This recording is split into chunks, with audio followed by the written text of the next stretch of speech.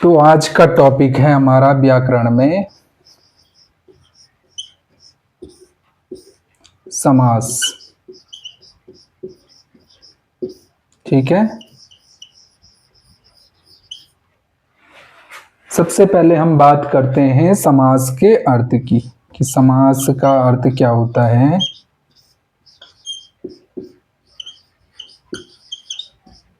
तो समास का अर्थ होता है संक्षेप। इसे संक्षिप्तीकरण भी कहते हैं।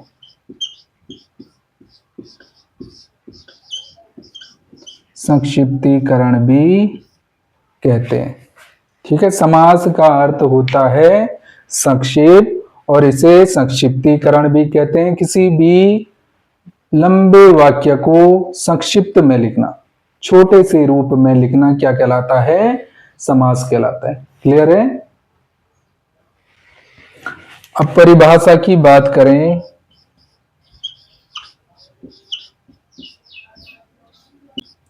दो या दो से अधिक शब्दों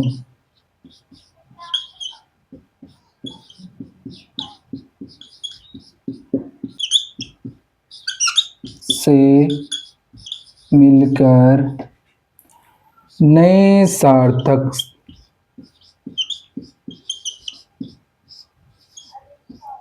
बने हुए शब्द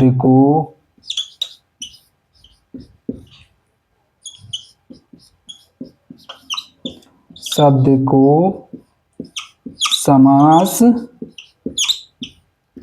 कहते हैं।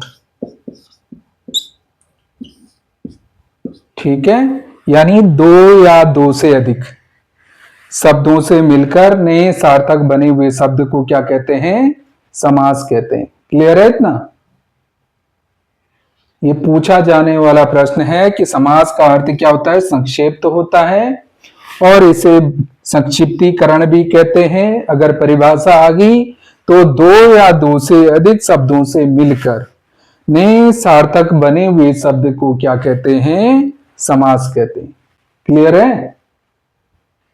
इतना समझ आ गया?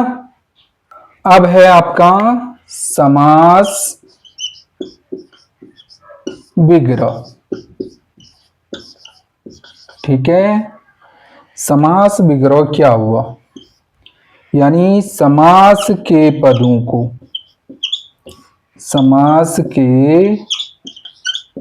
को अलग अलग करने की प्रक्रिया,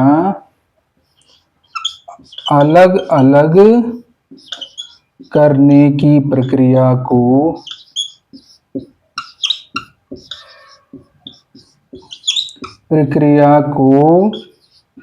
समास विग्रह कहते हैं। समास विग्रह कहते हैं। एक बार दोबारा समझ लो, समास विग्रह किसे कहते हैं?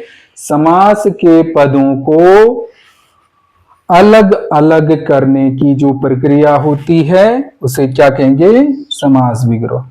ठीक है, उसे हम क्या कहते हैं? समास विग्रह। जैसे उदाहरण के रूप में राजपुत्र। ठीक है, तो इसका समास विग्रह क्या होगा? राजा का पुत्र। ठीक है, जैसे अगला है नीलकंठ।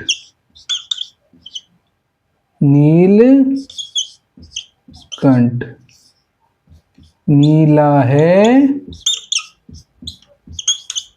कंठ जिसका। क्लियर? समझ में आ रहा है? ये क्या है? समास विग्रह है। जैसे राजपुत्र का हमने राजा का पुत्र लिखा और नीलकंठ के लिए नीला है कंठ जिसका। ठीक है, कंठ यानी गला। ठीक है, नीला है कंठ जिसका। किसका कंठ है? गला। किसका कंठ है? नीला। हाँ, अब हम बात कर रहे हैं समास के पद की। ठीक है, तो समास में दो पद होते हैं। समास में क्या होते हैं? दो पद होते हैं। ठीक है, पहला आता है आपके पास पूर्व पद और दूसरा आता है उत्तर पद। ठीक है, यानी यहां पे राज पहला पद है और पूर्व पद है और दूसरा है पुत्र, यानी राजा का पुत्र। क्लियर है? अब अगला है समस्त पद। समस्त पद समास के नियमों से, हाँ,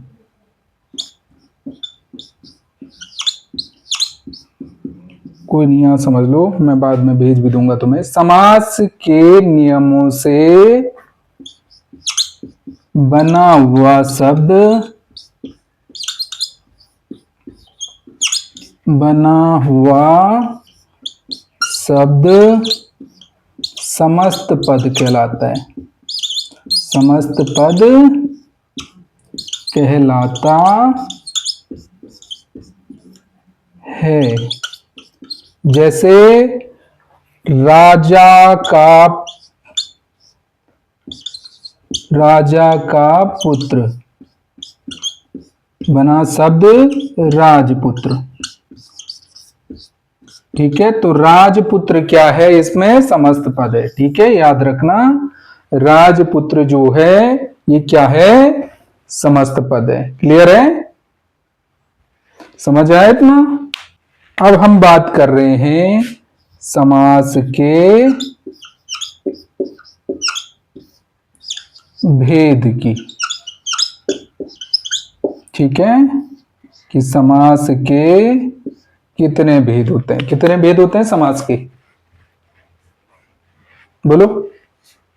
हाँ, समास के 6 भेद होते हैं। समास के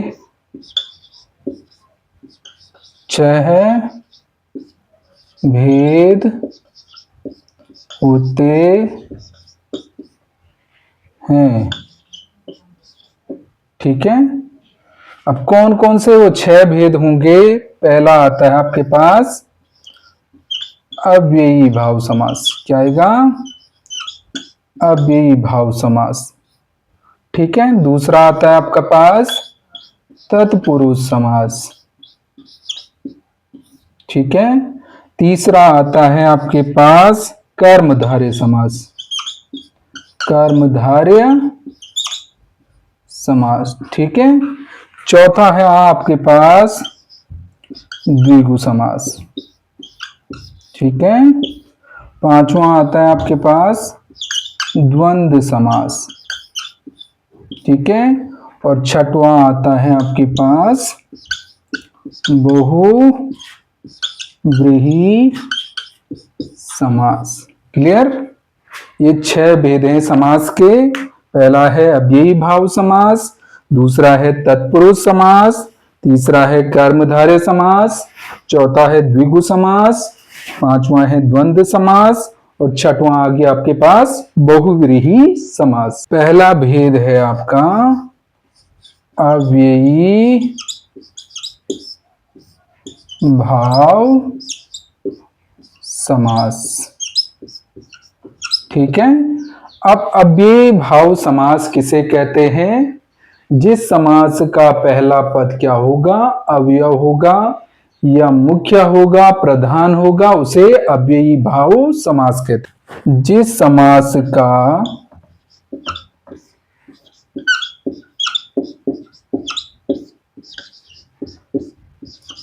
पहला पद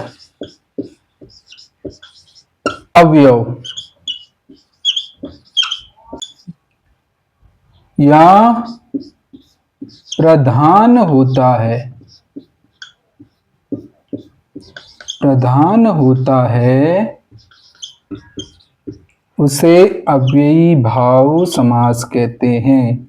उसे अव्ययी भाव समास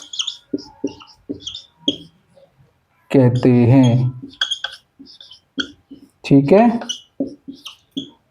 जिस समास का पहला पद या पूर्व पद जिसे कहते हैं क्या होगा, अवयव होगा या प्रधान होगा, उसे अव्ययी भाव समास मुख्य होता है। पहला पद क्या होगा, मुख्य होगा। ठीक है। फर्स्ट पद जो होगा, पहला पद जो होगा, वही उसी को ध्यान दिया जाएगा। ठीक है। अब इसकी पहचान हम कैसे कर सकते हैं, मैं थोड़ा सा आसान तरीका बता रहा हूं कि आप अव्ययी भाव की पहचान कैसे करेंगे। यथा, प्रति, आ, भर आदि उपसर्ग जहां पर लगे होंगे, क्या होंगे, आदि उपसर्ग जहां लगे होते हैं,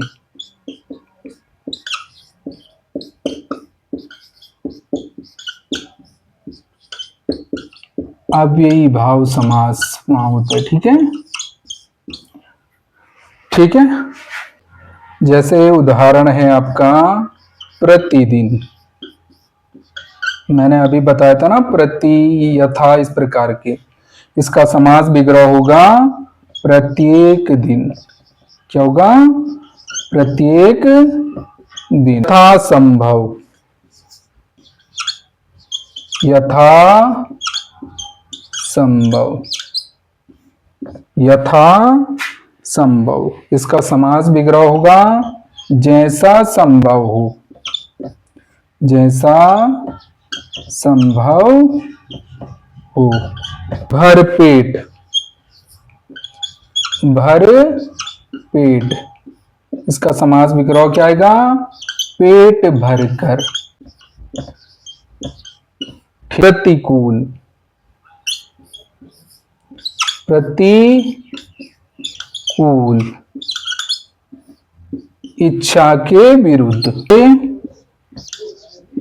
विरुद्ध। समझ आ गए।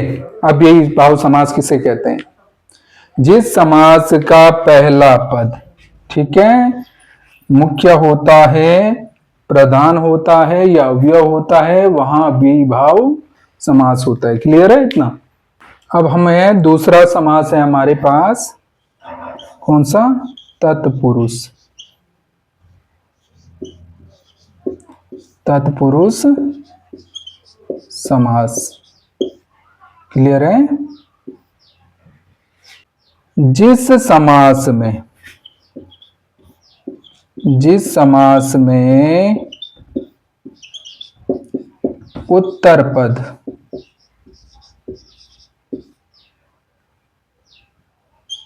प्रधान होता है यानी मुख्य होता है।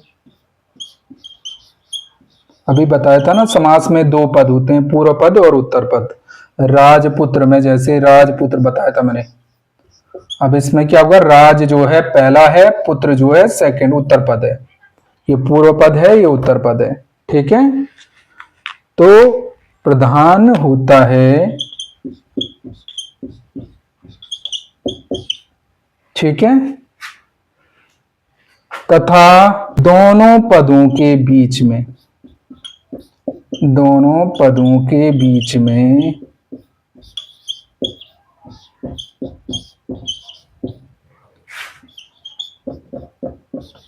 कारक चिन्ह, क्या होते हैं, ठीक है, कारक चिन्ह लुप्त होते हैं, लुप्त हो जाते हैं।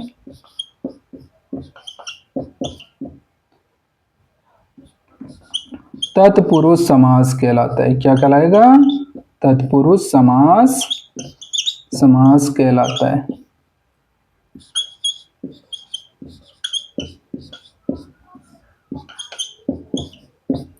ठीक है, तो जिस समास में कह रहे हैं उत्तर पद क्या होगा, उत्तर पद प्रधान होता है तथा दोनों पदों के बीच में क्या होंगे, कारक चिन्ह लुप्त होते हैं, तत्पुरुष समास कहलाता है। ठीक है, तो इसके लिए तत्पुरुष समास को समझने के लिए कारक चिन्हों को समझना बहुत आवश्यक है। कर्ता ने कर्म को, ठीक है, करण से, संप्रदान के लिए अपादान से, ये वाले जो कारक चिन्ह हैं ये आपको आने चाहिए। ठीक है, ये पता होने चाहिए। तो इसकी पहचान क्या है, कारक। ठीक है, कारक चिन्ह या विभक्तियां जिसे कहते हैं वो इसकी पहचान है। ठीक है, जेब कतरा, जेब कतरा। ठीक है, इसका समास विग्रह क्या होगा, जेब को कतरने वाला।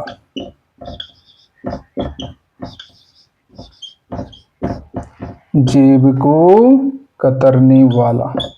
ठीक है, तो यहां पर लूटने वाला जो है, तो यहां पे को जो है कारक चिन्ह है। रेखांकित, रेखांकित, इसका विग्रह होगा रेखा से अंकित, रेखा से अंकित। क्लियर है, तो यहां पर भी से जो है कारक चिन्ह। प्रयोगशाला, प्रयोगशाला। ठीक है, तो प्रयोगशाला में प्रयोग के लिए, प्रयोग के लिए शाला। ठीक है, तो यहां पर के लिए क्या है, कारक चिन्ह। राजकुमार, राजकुमार,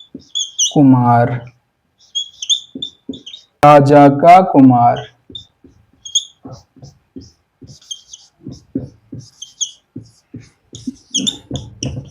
तो यहां पर का कारक चिन्ह है। तो इस प्रकार से समझ आ गया, तत्पुरुष समास में क्या होगा, कारक चिन्ह लगे होंगे। ठीक है, और उत्तर पद जो है प्रधान होगा, इसलिए वहां तत्पुरुष समास है। क्लियर है, समझ आ गया इतना। अब अगला समास है तीसरा आपके पास, कर्मधारय, कर्मधारय समास। ठीक है, अब कर्मधारय समास की बात करें, इस समास में क्या होगा, उपमेय, उपमान, विशेषण, विशेषण विशेष्य। विशेषण विशेष्य तो जानते हैं ना। जिस समास में,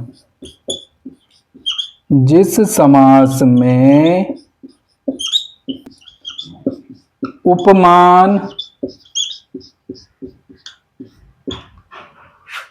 उपमेय, विशेषण विशेष्य या विशेषण विशेष्य का संबंध हो, क्या हो, संबंध हो, वहां कर्मधारय समास होता है। वहां कर्मधारय समास होता है। ठीक है,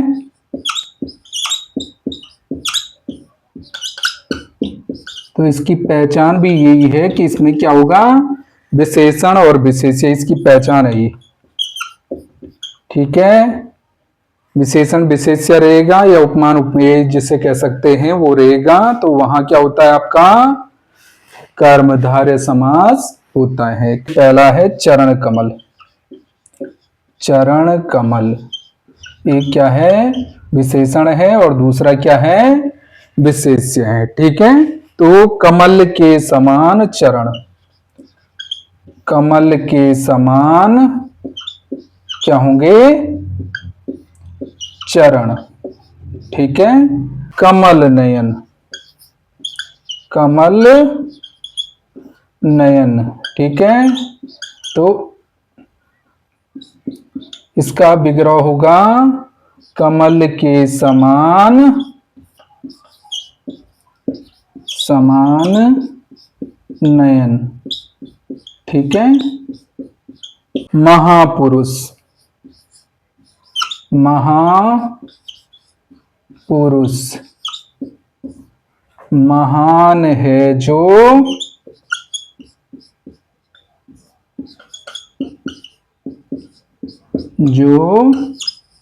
पुरुष, महान है जो पुरुष उसे कहते हैं महापुरुष। परमानंद, परमानंद, क्या होगा समास विग्रह? परम है जो आनंद। लेकिन यहां पर ध्यान देने, कर्मधारय समास में एक चीज ध्यान रखना कि एक क्या है? नीलकंठ। नीलकंठ, नीलकंठ आपका जो है कर्मधारय में भी आएगा और बहुव्रीहि में भी आएगा। ठीक है, अब बहुव्रीहि में क्या होगा? जब तीसरा पद हम बताएंगे। ठीक है, अगर हम तीसरा पद नहीं बता रहे हैं तब हमारे पास क्या होगा? कर्मधारय समास होगा। ठीक है, लेकिन अगर हम तीसरा पद बता रहे हैं, अगर हम तीसरे पद को बता रहे हैं तब आपका बहुव्रीहि समास होगा। वही पीतांबर में भी आता है। पीतांबर, नीलकंठ शिव का नाम भी है और पीतांबर भगवान विष्णु जी का नाम है। तो पीला है अंबर, अगर हम सिर्फ इतना बता रहे हैं पीला है अंबर, हम विष्णु नहीं बोल रहे हैं उसमें, तो तब आपका आ जाएगा कर्मधारय।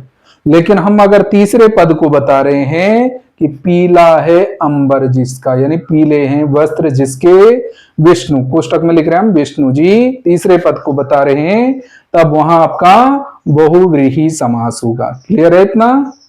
द्विगु समास, जिस समास में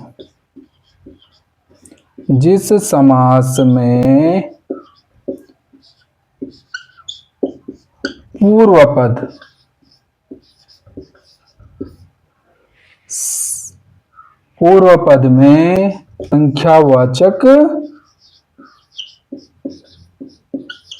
विशेषण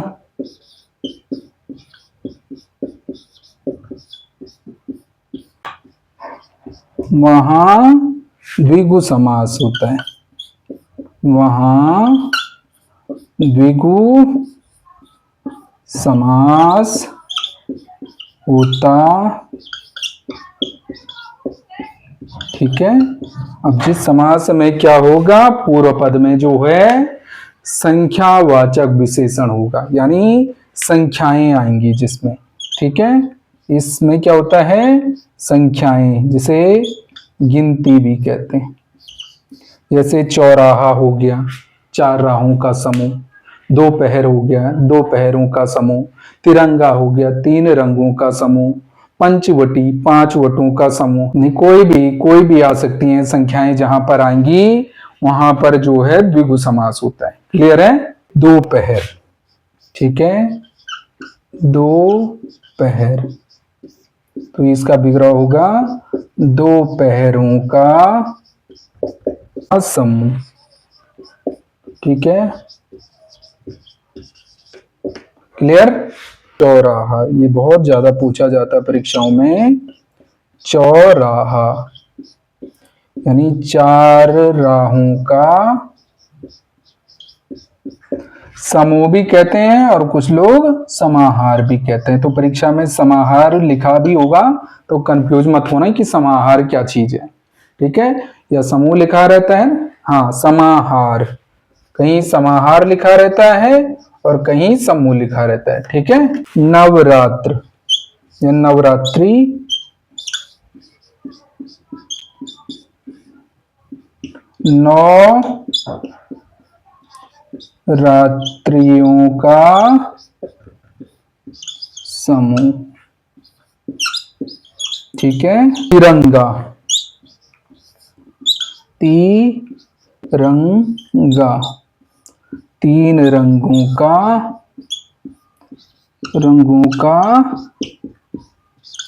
समूह। क्लियर?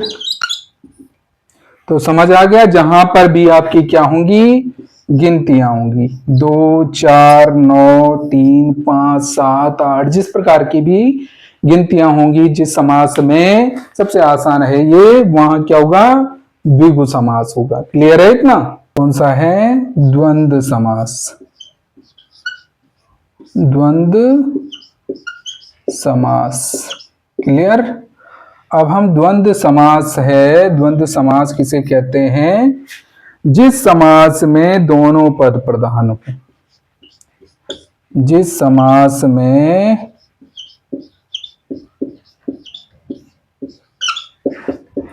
दोनों पद प्रधान हो, दोनों पद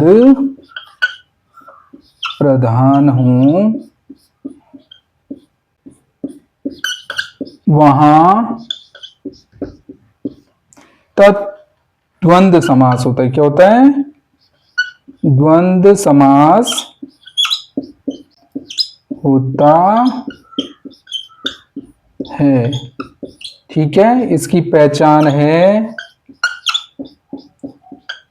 योजक चिन्ह, योजक चिन्ह। और क्या पहचान है इसकी? योजक चिन्ह, ये जो बीच में डैश लगा रहता है। ठीक है। और अथवा या एवं लगे होते हैं। ठीक है। तो वहां क्या होता है? द्वंद्व समास होता है। जिस समास में श्री कृष्ण ने भी कहा है, मैं समासों में समास क्या हूं? द्वंद्व समास हूं। ठीक है। तो ये क्या करेगा? जोड़ने का कार्य करेगा, दोनों पदों को आपस में जोड़ता है।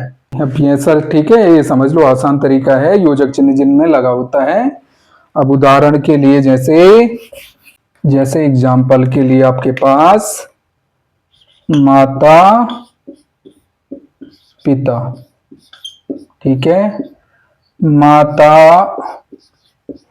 और पिता। ठीक है। अगला है आपका लाभ हानि। ठीक है। लाभ और हानि। राधा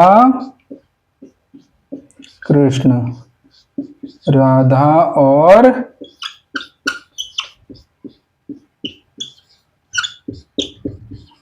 कृष्ण।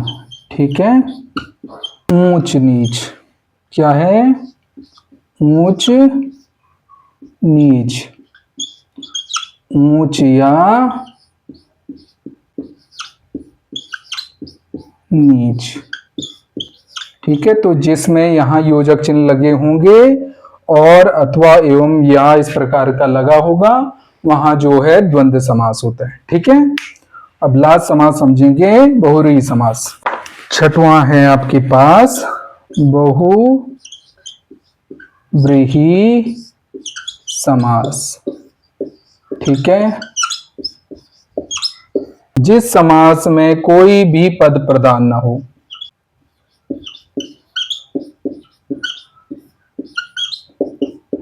कोई पद प्रधान नहीं होता,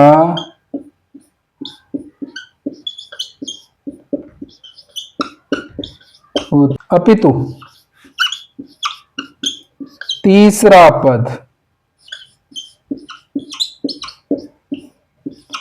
प्रधान होता है,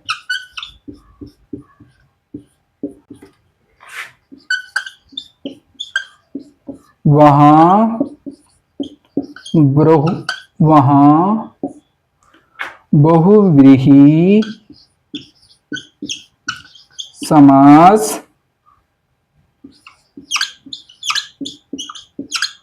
होता है। ठीक है, तो इसमें दोनों पद, दो ही पद होते हैं हमारे पास समास में। दोनों पदों में कोई भी पद क्या है, मुख्य नहीं है, प्रधान नहीं है, बल्कि दोनों पदों को छोड़कर कोई अन्य तीसरा पद जो है प्रधान होता है, वहां बहुव्रीहि समास होता है। क्लियर है? अब इसके उदाहरण समझेंगे। लंबोदर, पहला है लंबोदर, लंबा है उदर जिसका, लंबा है उदर यानी पेट, उदर जिसका कौन है, गणेश। ठीक है, तो पहले पद को छोड़कर, पहले और दूसरे पद को छोड़कर तीसरा पद प्रधान होता है, वहां जो होता है बहुव्रीहि समास होता है। चक्रपाणी,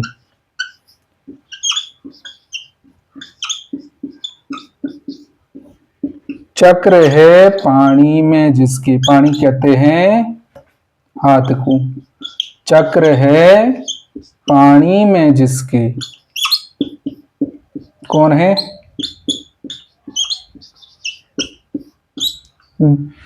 श्री कृष्ण, या भगवान विष्णु भी कह सकते हैं। ठीक है, जिनका चक्र है पानी में जिसके, तीसरा पद प्रदान हो रहा है। महावीर,